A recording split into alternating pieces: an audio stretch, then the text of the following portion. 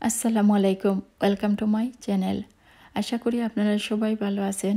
আলহামদুলিল্লাহ, আল্লাহর রহমতে আমরাও সবাই ভালো আছি।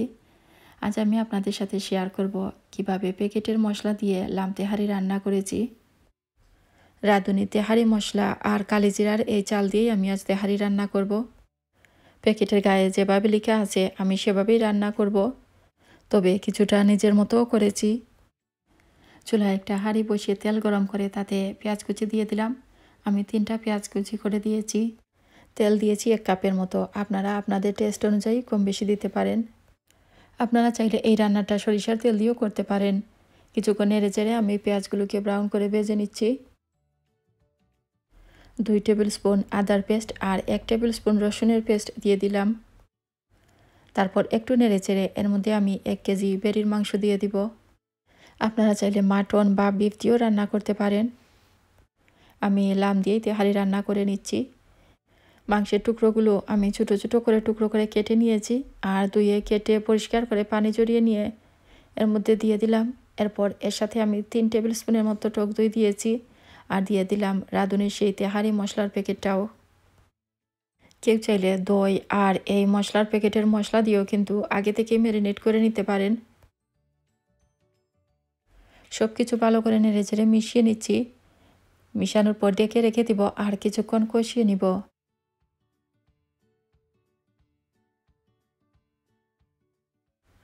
কিছুক্ষণ কষানোর পর দেখতে পাচ্ছেন এই মাংস থেকে অনেক পানি বের হয়েছে। কিছুক্ষণ এভাবেই কষিয়ে নিব আর যখন পানি কমতে শুরু করবে তখন এর মধ্যে আমি আরও কিছু পানি দিয়ে দিব। গরম পানি দিয়ে দিচ্ছি। যার যার মিটের ধরন অনুযায়ী পানি একটু কম বেশি দিতে পারেন। মিট সিদ্ধ হতে যতটুকু পানি লাগবে সেভাবে দিয়ে দিতে হবে। পানি দিয়ে নেড়ে চেড়ে মিশিয়ে ডেকে রেখে দিব আর জাল দিব। কিছুক্ষণ জাল দিয়েছি, মিট সিদ্ধ হয়ে গেছে। এখন আমি এই মিট তুলে রেখে দিব। দেখতে পাচ্ছেন মিটের গরম মশলা কিন্তু নিচে রয়ে গেছে, আমি শুধু মিট তুলে নিচ্ছি। 10 মিনিট পানিতে চাল ভিজিয়ে রেখেছিলাম, তারপর সেই চাল ভালো করে ধুয়ে পানি জড়িয়ে নিয়েছি। এখন এই চাল আমি দিয়ে দিলাম মশলার মধ্যে, তারপর নেড়ে চেড়ে মিশিয়ে নিব।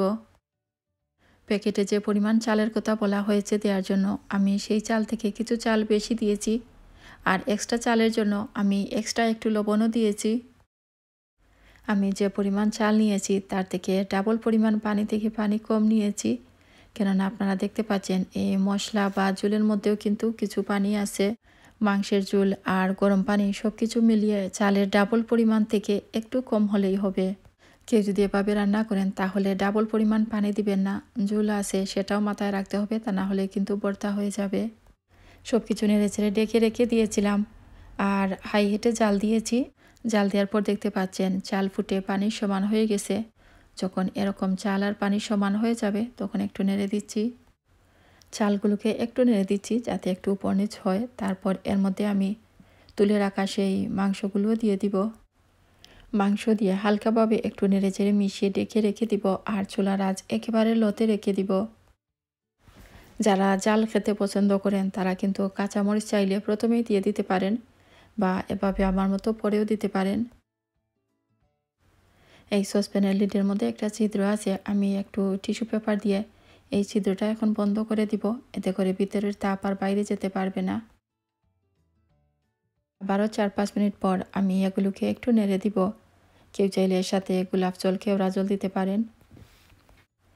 হালকাভাবে আবারও একটু উপর নিচ করে দিচ্ছি, তারপর আবারও ডেকে রেখে দিব।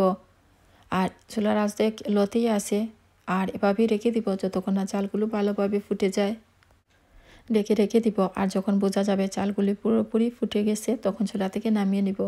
দেখতে পাচ্ছেন এরকম 2-3 টেবিল স্পুন ঘিও কিন্তু উপরের দিকে দিয়ে দিতে পারেন, এতে করে সুন্দর একটা ফ্লেভার বের হবে। আপনারা চাইলে ইফতার বা ঈদের জন্য কিন্তু এভাবে তেহারি রান্না করে নিতে পারেন। রাঁধুনি তেহারি মশলা দিয়ে রান্না করলে আপনারা সব কিছু প্যাকেটের গায়েই লেখা পাবেন।